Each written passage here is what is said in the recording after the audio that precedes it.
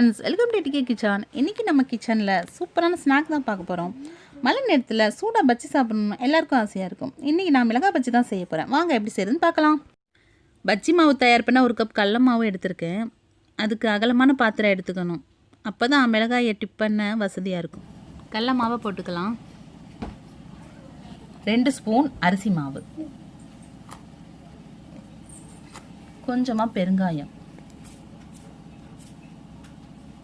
1 spoon மிளகாத்தூள்,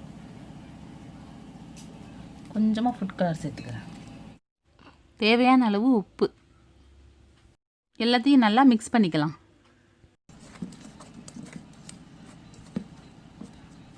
கொஞ்சம் கொஞ்சமாக தண்ணி ஊற்றி மிக்ஸ் பண்ணிக்கலாம்.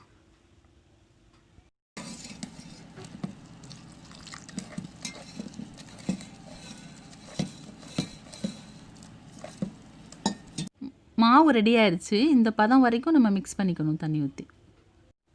இதுக்கு மேலே தண்ணி ஊற்றினா மாவு தண்ணி ஆயிரும், மிளகாய் ஒட்டாது. மிளகாய் எடுத்திருக்கேன். இந்த மிளகாயை நம்ம இப்படியே பஜ்ஜி போட போகிறதில்ல, இதுக்குள்ளே நான் ஸ்டஃபிங் வைக்க போகிறேன். வாங்க எப்படி பண்ணுறதுன்னு பார்க்கலாம்.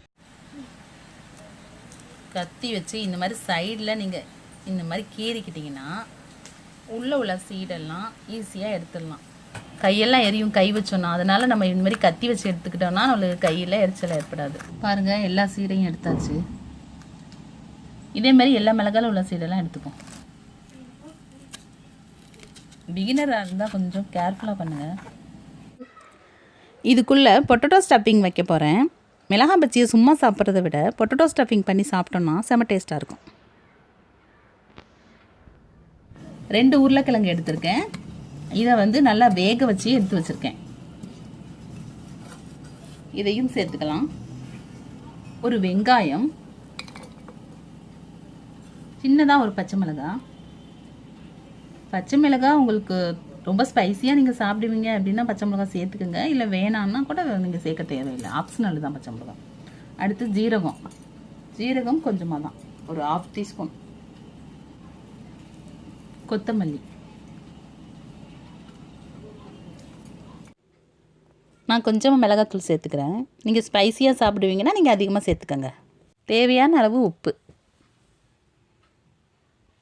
நல்லா மசிச்சுக்கலாம்.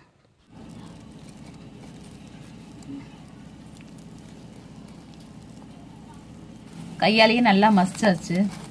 இந்த மாதிரி மசிச்சு வச்சுக்கணும். இதை கொஞ்சம் கொஞ்சமாக நம்ம மிளகாயில் வச்சு பஜ்ஜி மாவில் முக்கி பொரிச்சுக்கலாம்.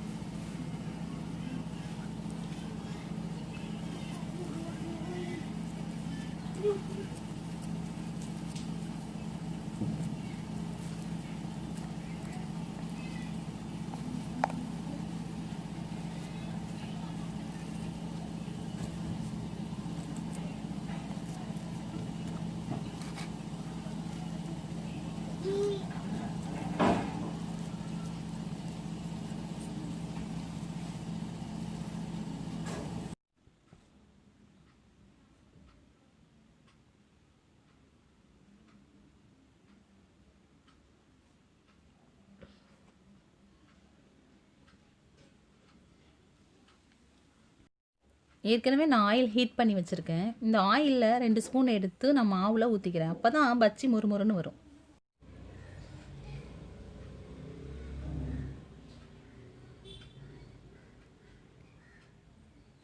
மிக்ஸ் பண்ணிக்கலாம் நல்லா.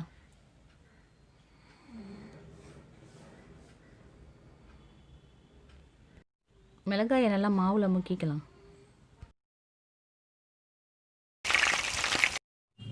இதே மாதிரி எல்லாத்தையும் போட்டு எடுத்துக்கலாம்.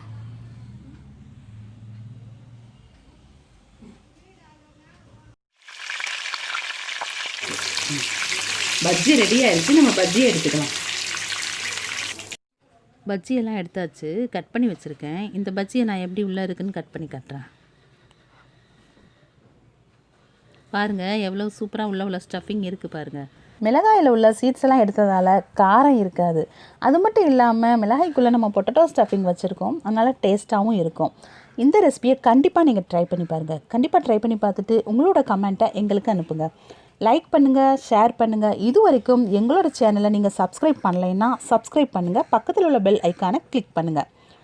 எங்களோட வீடியோ அப்போ தான் உங்களுக்கு கண்டினியூஸாக வரும். தேங்க்ஸ் ஃபார் வாட்சிங்.